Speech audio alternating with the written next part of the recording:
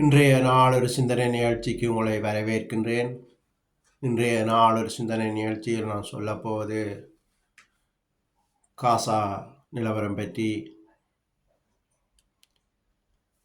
இந்த காசா நிலவரம், காசா சனங்கள் கடைசி நிமிடத்தில் இருக்கிறார்கள். காசா என்று சொல்வதை விட முள்ளிவாய்க்கால் 2வது பகுதி என்று சொல்லலாம். இந்த முள்ளிவாய்க்காலில் சனங்கள் எப்படி கடைசி நேரத்தில் துன்பம், துயரம், பசி பட்டினியோடு இருந்தார்களோ அதே நிலைதான் இப்போது இந்த காசா மக்களுக்கும். இந்த காசா மக்களுக்காக செபிக்க வேண்டியது அவர்களுடைய கடமையாக இருக்கின்றது. கடவுளிடம் பிரார்த்தனை பண்ணிக்கொள்ளுங்கள். இந்த காசா மக்கள் விடுதலை ஆகணும், இந்த யுத்தம் நிற்க வேண்டும் என்று சொல்லி காசா மக்களுக்காக நீங்கள் செபிக்க வேண்டியது கடமை. ஆனால் கடவுளுக்கு விரோதமாக ஒரு வார்த்தையும் சொல்லக்கூடாது. கடவுளே இந்த சனங்களை எப்படி துன்பப்படுத்துகிறார், வெறுத்துறார்னு சொல்லக்கூடாது. இதற்கு பைபிளில் எனக்கு ஆதாரம் இருக்கின்றது, இந்த யுத்தம் ஏன் நடக்குதுன்னு சொல்லி அதை இப்போ ஒரு வீடியோ காட்டப் போகிறேன். அந்த வீடியோ பார்த்துவிட்டு அந்த பைபிள் வசனத்தை உங்களுக்கு காண்பிக்க போகிறேன். இந்த யுத்தம் என்னத்துக்காக வந்தது, ஏன் இந்த சனங்கள் அழிகிறார்கள் என்று உங்களுக்கு விளங்கப்படுத்துகிறேன்.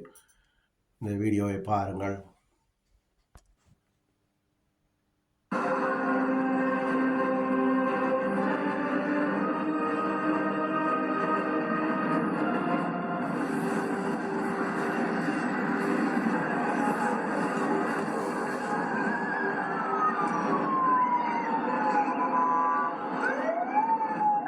அப்படிங்கிற ஒரு சின்ன பகுதியை ஈவு இறக்கம் இல்லாம இஸ்ரேல் வேட்டையாடி சுடுகாடா மாற்றி இருப்பது குறித்து தான் இன்னைக்கு நாம பார்க்க போறோம். தாக்குதல் இதுதான் இன்றைக்கு காசா மக்களின் நிலையாக இருக்கின்றது. ஆனால் அந்த நியூஸில் அவர் சொல்லியிருந்தார், ஈவு இறக்கம் இல்லாமல் இஸ்ரேலர் சனங்களை கொன்று குவிக்கிறார்கள் சொல்லி. இதற்கு காரணம் என்ன, ஏன் இந்த யுத்தம் வந்தது, இது பைபிளில் என்ன சொல்லுதுன்னு சொல்லுகிறேன். இதற்கு காரணம் ஹமாஸ். உங்களுக்கு தெரியும், அக்டோபர் 7, 2003 ஹமாஸ் என்னும் இயக்கம் போய் இஸ்ரேலை தாக்கியது. அதில் 1200க்கும் மேற்பட்டவர்கள் இறந்தார்கள். அதற்காகத்தான் இந்த யுத்தம் வந்தது. அது பைபிளில் என்ன சொல்லுதுன்னு சொல்லி உங்களுக்கு காண்பிக்கிறேன். இது காசா மட்டுமல்ல, இந்த காசா இன்னும் சில நாட்களில் அந்த யுத்தம் முடிந்துவிடும். அதன் பிறகு லெபனான்லையும் இதே நிலைமை வரும். அதைத் தொடர்ந்து ஈரான்லையும் இதே பிரச்சனை வரும். பைபிளினிடம் ஆதாரம் இருக்கின்றது. அடுத்தடுத்த வீடியோவில் அதுகளை காண்பிக்கிறேன். இப்போது இந்த காசாவை பற்றி சொல்லுகிறேன். காசா மக்களுக்காக மீண்டும் சொல்லுகிறேன், காசா மக்களுக்காக செபித்துக் கொள்ளுங்கள்.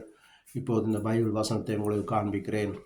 எதனால் இந்த யுத்தம் ஆரம்பித்தது, இது என்னத்தினால வந்த பாவம் என்பதை பாருங்கள். எசேக்கியல் 35 வாசிக்கலாம். 35:4 உன் பட்டணங்களை அவாந்தரமாக்கி போடுவேன், நீ பாழாய் போவாய், நான் கர்த்தர் என்று அறிந்து கொள்வாய். நீ பழைய பகையை வைத்து இஸ்ரவேல் புத்திரனுடைய அக்கிரமம் நிறைவேறுகையில் அவர்களுக்கு உண்டான ஆபத்தின் காலத்திலே பட்டயத்தின் கூர்மையினால் அவர்களுடைய இரத்தத்தை சிந்தினபடியினால் நான் இரத்தப்பழிக்கு உன்னை ஒப்புவிப்பேன். இரத்தப்பழி உன்னை பின்தொடரும் என்று கர்த்தராகிய ஆண்டவராயிருக்கிற நான் என் ஜீவனை கொண்டு சொல்லுகிறேன். நீ இரத்தத்தை வெறுக்காதபடியினால் இரத்தம் உன்னை பின்தொடரும். நான் சேயீர் மலையை பாழும் அவாந்தர இடமுமாக்கி அதிலே போக்குவரத்து செய்வார் இல்லாதபடி சங்காரம் செய்து அதன் மலைகளை கொலையுண்டவர்களாலே நிரப்புவேன். உன் மேடுகளிலும் உன் பள்ளத்தாக்குகளிலும் உன் எல்லா ஆறுகளிலும் பட்டயத்தால் வெட்டுண்டவர்கள் விழுவார்கள். நீ என்றென்றைக்கும் அவாந்தர வழியாயிருக்கும்படி செய்வேன். உன் பட்டணங்கள் குடியேற்றப்படுவதில்லை. அப்பொழுது நான் கர்த்தர் என்று அறிந்து கொள்வார்கள். இந்த மாதிரி தேவன் சொல்லுகிறார். அதாவது அஹ், நான் நீ பழைய நீ பாழாய் போவாய், நான் கர்த்தரென்று அறிந்து கொள்ள உன் பட்டணங்களை அவாந்தர வழியாக்குவேன். அதாவது வந்து இஸ்ரவேல் சனங்கள் அந்த ஓய்வு நாளில் அவர்கள் ஓய்ந்து இருக்கும்போது இந்த ஹமாஸ் என்னும் இயக்கம் போய் அவர்களை சுட்டார்கள், கூர்மையான ஆயுதத்தினால தாக்கினார்கள் சொல்லி இருக்குது. அப்போ இதுக்கு பழி தீர்க்கும் வழியாக பழிக்கு பழி தான் இப்போ அவர்களை கொன்று குவிக்கிறார்கள். அதற்காகத்தான் சொன்னேன், நாங்கள் கடவுளுக்கு எதிராக கதைக்கக்கூடாதுன்னு சொல்லி. அது எங்களுக்கு தேவையற்ற காரியம். ஆனால் இந்த காசா மக்கள் செவிக்க வேண்டியது எங்கள் கடமையாக இருக்கின்றது.